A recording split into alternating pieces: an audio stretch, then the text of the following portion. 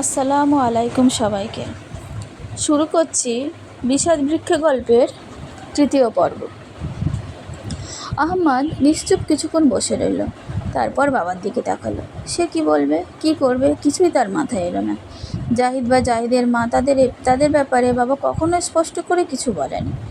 সবাই যেটুকু জানে সেও সেইটুকুই জানে।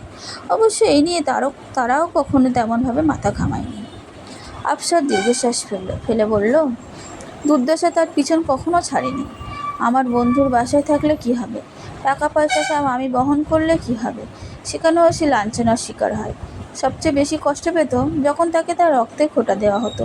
সব সহ্য করলেও এটা তার সহ্যের বাইরে ছিল। দু চোখ যেখানে গেছে সেখানেই চলে গেছে। হারিয়ে যাওয়া মানুষ পাওয়া যায়, তবে নিজ ইচ্ছায় হারানো মানুষ কখনো পাওয়া যায় না। তাই আমিও পাইনি। তবে আমি সারা জীবন নামাজে দুহাত তুলে ওই একজনের জন্যই দোয়া করেছি, সেটা হলো জাহিদ। আমি চেয়েছি সে যেখানেই থাকুক ভালো থাকুক, আল্লাহর রহমতে থাকুক। কিন্তু এই ছেলেটার ভাগ্য বরাবরই খারাপ। সুখ তার কাছে মরীচিকার মতো। হাত বাড়িয়ে ধরতো সে, তবে ধরতেই ভেঙে গুড়িয়ে যায়। আমি তার মায়ের জন্য কিছু করতে পারিনি, জাহিদের জন্য কিছু করতে পারিনি, তবে এর মেয়ের জন্য করতে চাই। আমজাদ এতক্ষণ চুপচাপ বসেছিল। তার আব্বা নাতিকে বিয়ে করাতে করাবে, সেটা আর এমন কি। তবে এখন তার পছন্দ হলো না। সেই জাহিদ নামের কাউকে চেনে না, চেনার কথাও না। তখন তার বয়স কম, তেমন কিছু মনে নেই। তবে এইটুকু বুঝলো, জলে ভাসা মানুষ এরকম একটা মানুষের মেয়ে বাড়ির বউ হবে তার ভাবতে ভালো লাগলো না। সে একটু অসন্তোষের কণ্ঠেই বলল, বেশ তো করাবে, তাকে আমরা নিজে গিয়ে বিয়ে নিয়ে আসবো। সে হবে এই বাড়িরই মেয়ে। এই বাড়ির মেয়েরা আমাদের সয় সম্পত্তি থেকে যতটুকু পাবে, এই মেয়েও ঠিক ততটুকুই পাবে। পরে ভালো ঘরটর দেখে বিয়ে দিলেই হবে। নিজেদের ছেলের জন্য আনতে হবে কেন? আজাদ ঠোঁট টিপে হাসলো। অবশ্য তার এই হাসি এবার কেউ খেয়ালও করলো না। সবার নজর এখন আফসারের উপর। আফসার আবারও বড় একটা দীর্ঘশ্বাস ফেলল। এই একটা দীর্ঘশ্বাসে কতটা কষ্ট মেশানো সামনে বসে এই বাড়ির প্রত্যেকটি মানুষই বুঝলো বলেই সবাই কেমন নিশ্চুপ হয়ে গেল।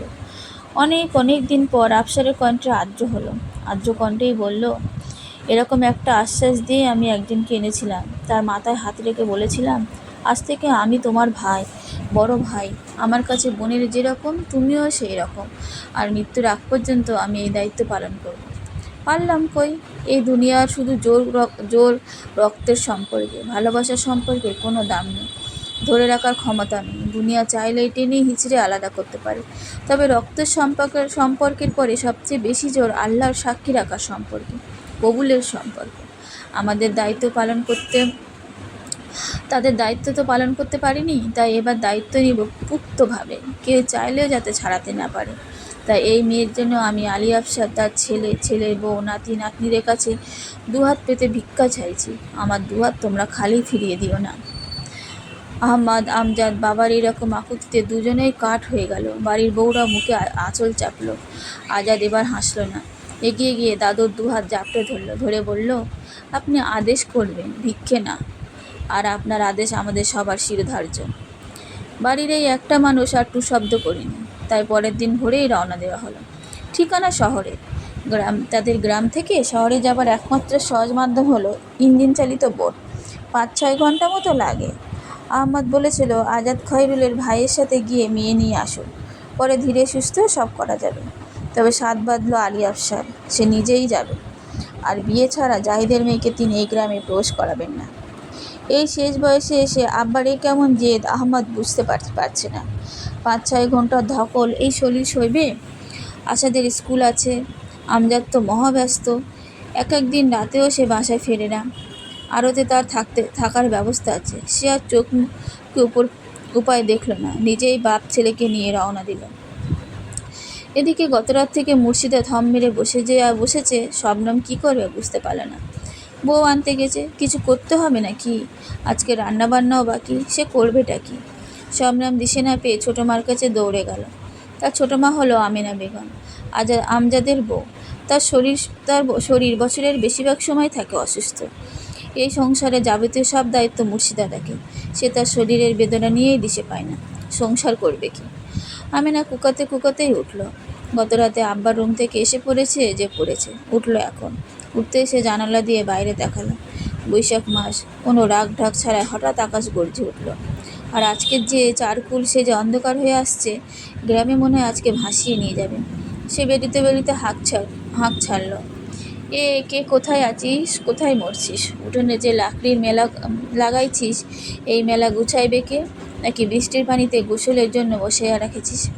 সোহাগী দৌড়ে গেল। নাহার এই গ্রামেরই মেয়ে, জামাই মরল কলেরায়, স্বামী পিঠে থেকে ভাসুর দেবর শ্বশুরি দূর দূর করে নামাইল। এক মেয়ে সোহাগীকে নিয়েই আর কই যাবে? মুর্শিদার পায়ে এসে পড়ল। কাজের মানুষের দরকার ছিল। মুর্শিদা দুজনকেই তুলে নিল। সেই থেকে তারা এই বাড়িতেই আছে। আমেনা শবনমকে রান্নার আয়োজন বুঝিয়ে মুর্শিদার ঘরের দিকে পা বাড়ালো। সে যখনই এই বাড়িতে পা রাখেন তখন তার বয়স 13, মুর্শিদার 18 কিংবা 19ও হতে পারে। সংসার তো ভালোই, দুদিন দুনিয়ার কোনো জ্ঞানই নেই। শাশুড়িরা কি আর জ্ঞান বুঝাইবে? তারা খোঁজে শুধু দোষ। বলতে গেলে মুর্শিদাই তাকে গড়ে পিটে নিচ্ছে। গড়ে পিটে নিলেও মুর্শিদার বান ভালো, বরং আমেনার শরীরেই ক্ষয় ধরেছে আগে। আমেনা মনে মনে বড় একটা দীর্ঘশ্বাস ফেলল। তার শাশুড়ি ছিল জাঁদরেল বংশধর। উঠতে বসতে তাদের ঘুম হারাম করত। মুর্শিদা পুরোপুরি না পেলেও কিছুটা শাশুড়ির নাম রেখেছে। যেখানে বড় ছেলের বউ নিজে দেখে শুনে যাচাই করে আনছে, তবু রাখে আঙুলের ডকায়। আর সেখানে নিজের বোনের মেয়ের জায়গায় দখল করে আর একজনে আসছে, এর কপালে না জানি কি আছে। আফসারার পৌঁছতে দুপুর গড়িয়ে বিকেল নামলো। তারা উঠল খয়রুল ভাইয়ের বাসায়। খয়রুল তাদের এলাকার এক ভাইয়ের বউ। সে তার ভাইকে পই করে বলে দিয়েছে এদের যেন খাতির যত্নে কোনো কমতি না হয়, যদি হয় তাহলে যেন সে ভুলে যেন তার এক বোন আছে। খয়রুল ভাইয়ের নাম খলিল। স্টিলের কারখানায় কাজ করে, কোনো রকম পেট চালায়। তবু সে তাদের যত্নে চূড়ান্ত করে তাদের আরাম করতে বলে আজাদ আর রমিজকে নিয়ে বেরোলো।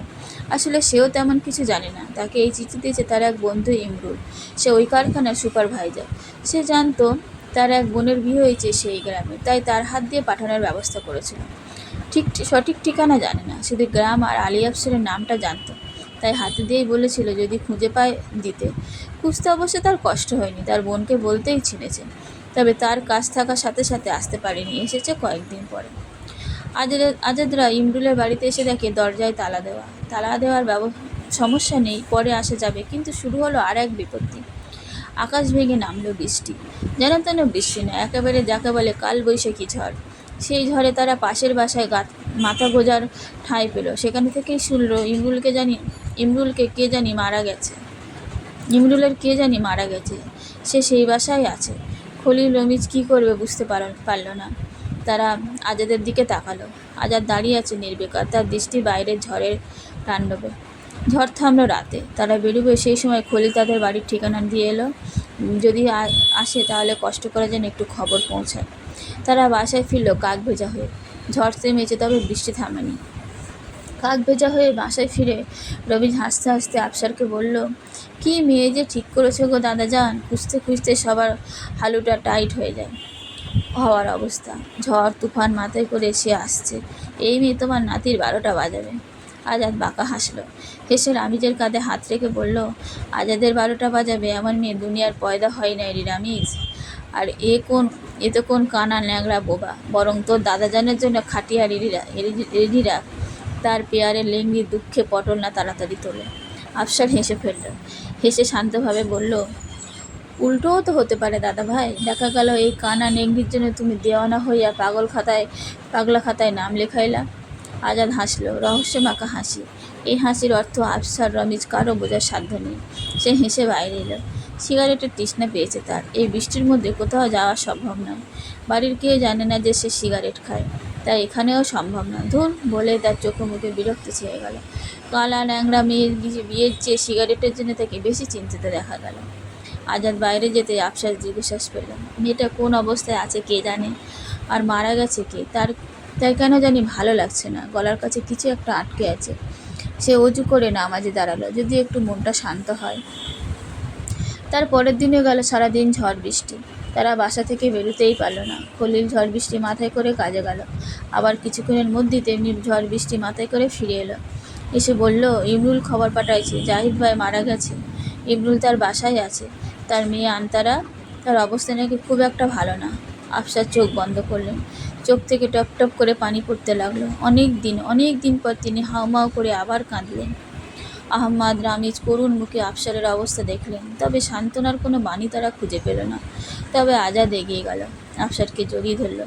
মুখে যত যাই বলুক, তাদের দাদাদে তাদের মাথার মুকুট। সে জড়িয়ে ধরে নিশ্চুপ বসে রইল। আর এই নিশ্চুপের মাঝে একটা নাম মাথায় ঘুরপাক খেতে লাগলো, আন্তারা। পরবর্তী পর্ব কালকে।